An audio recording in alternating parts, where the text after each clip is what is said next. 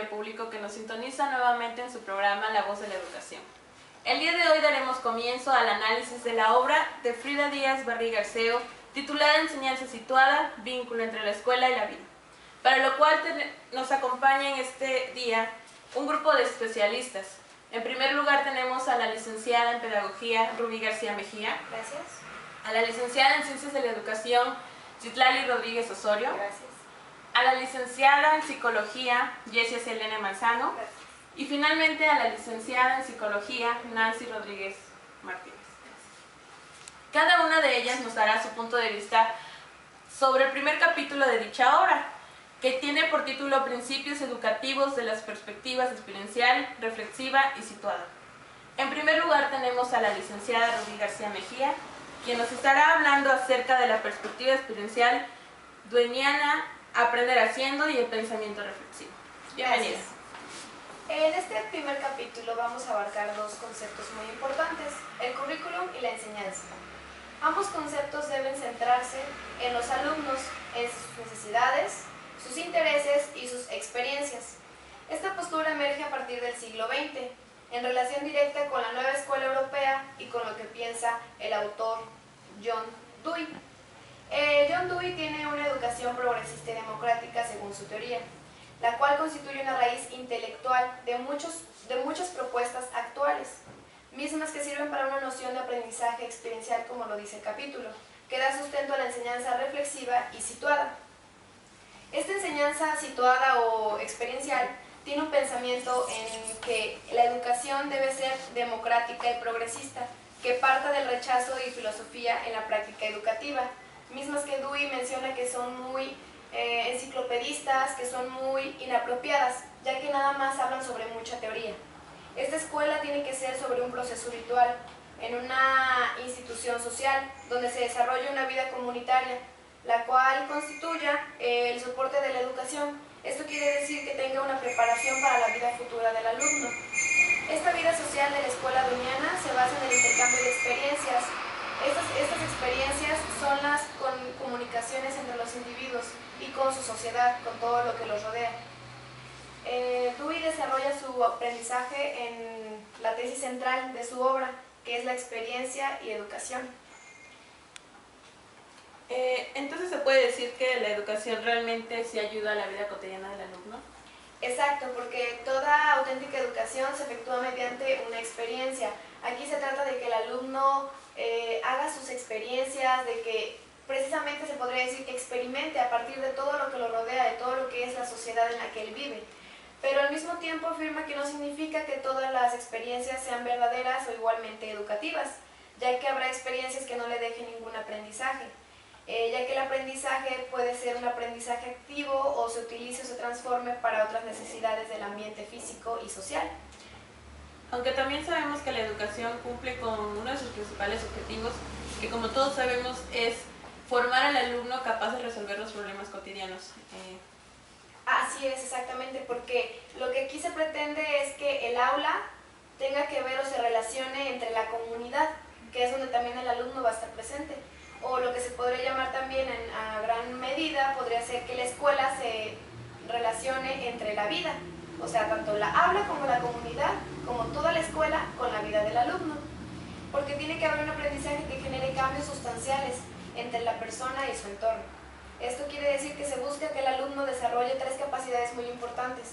La primera es la capacidad reflexiva, que él aprenda a ser auténtico, y la segunda es el pensamiento, y por último un deseo de seguir aprendiendo. Si el alumno no está consciente de lo que quiere, de lo que él quiere aprender y por qué va a la escuela, jamás va a obtener una enseñanza, tiene que estar consciente de ello, y eso tiene que ser en un marco de ideas democráticas y humanitarias.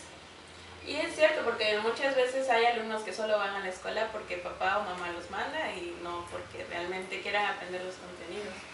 Exactamente, porque ya es así como el alumno aprende más, cuando él está decidido y va por convicción. Esa es la palabra. Entonces, el aprendizaje experiencial en la enseñanza se conoce como el enfoque de aprender haciendo. Es cuando el alumno, si no hace algo, no puede aprenderlo, tiene que llevar una experiencia a cabo. Esto quiere decir que los principios educativos de esta postura dueniana son la educación democrática, la educación científica, la educación pragmática y la educación progresista. Explicando a grandes rasgos cada una, se podría decir que la educación democrática tiene que ver con la actividad humana a favor, obviamente, de la democracia en su comunidad. La educación científica, nos dice Dewey, que destaca el papel de la formación científica, que es la base de esto, que es el método científico, la experimentación. La educación pragmática es una experiencia cotidiana que el alumno la va a relacionar con su comunidad y en el hogar, porque también el hogar es muy importante para la educación del individuo. Y por último, la educación progresista. Es la noción del currículum en espiral. Él lo menciona como que se va planteando una experiencia educativa en una reconstrucción constante, donde las experiencias que vive son la base de lo que él va a ir aprendiendo. Por lo tanto, la aportación más importante de Dewey es que debe intentar equilibrar dos criterios. La obra nos menciona el criterio del desarrollo del razonamiento y el desarrollo del conocimiento empírico o procedimental. A pesar de que abarca estos dos y que el primero se refiere a las asignaturas académicas, el segundo a las asignaturas prácticas que conducen a habilidades de la utilidad social. A pesar de que nada más nos menciona dos, en otro texto nos menciona que el desarrollo o crecimiento también son muy importantes para la experiencia individual, ya que el alumno también tiene que estar bien consigo mismo. Entonces, podríamos decir que se tienen que equilibrar tres criterios muy importantes. Resumiéndolo, podría ser un balance entre lo que es intelectual, social y personal. Por lo tanto, la conclusión de dicha postura es el establecimiento del vínculo entre el saber y el saber hacer. Ok, muchas gracias por habernos explicado un poco acerca de la postura de Dewey. Gracias. La formación a través de la práctica reflexiva. ¿En qué consiste dicha formación? Bueno, Donald Schoen es quien mejor aborda esta cuestión y para hacerlo retoma el pensamiento de Dewey de la preparación o formación en y para la práctica, mejor conocido con el término de aprender haciendo. Sus estudios se centran en lo que constituye la educación universitaria y profesional, específicamente la reflexión sobre la acción o la práctica y la función tutorial que realizan los docentes.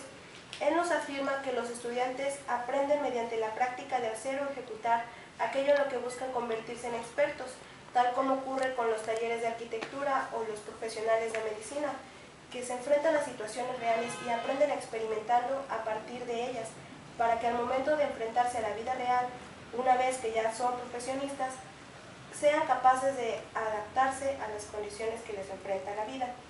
El término de aprender haciendo tiene una iniciación disciplinada de planteamiento y resolución de problemas de producción y actuación, lo cual necesariamente va a involucrar a la reflexión como un proceso de encuadre, exploración y estructuración de problemas, pero aquí viene lo importante.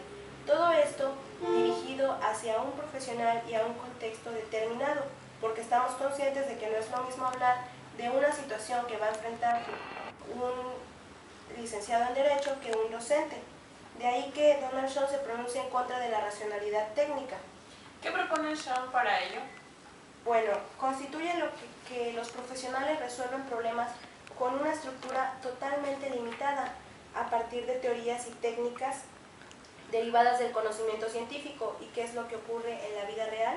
Que las situaciones comúnmente están caracterizadas por incertidumbre, singularidad y un conflicto de valores, a las cuales los profesionistas tienen que hacer frente en la vida real. Y es cierto, porque muchas veces hay maestros en que solo se preocupan porque el niño se memorice los contenidos, por ejemplo, mecanismos que solo lo ocupan en el momento, pero no lo llevan a la práctica. Así es, ocurre el intento de que el estudiante resuelva la situación aplicando los fines y los medios que se le han sido enseñados, y se olvida que cada situación va a constituir ahora un caso único. De ahí la falta de conexión que exista entre la educación que se le brinda al profesional y lo que se le exige al momento de llegar a la vida real, con situaciones reales a las cuales pues no fue educado.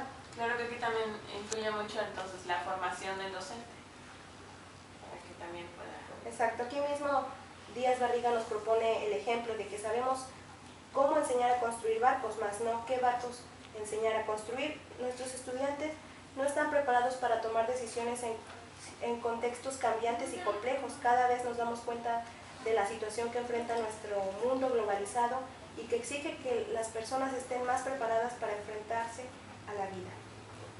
Es un error pensar que tenemos que enseñar a los alumnos teorías y técnicas con la intención o con la esperanza de que al momento de enfrentarse a la vida real, pues ellos las apliquen. Ahora bien, hablaba sobre la enseñanza reflexiva.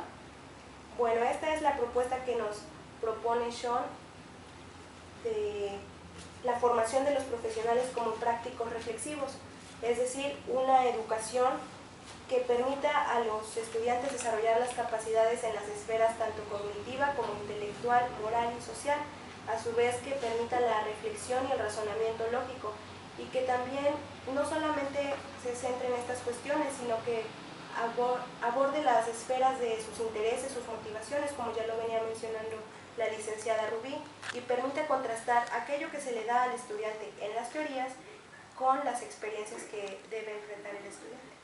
Ok, vemos entonces que es muy importante que no se lleve a cabo tanto la racionalidad técnica de los mecanismos. Así es. Ok, muchas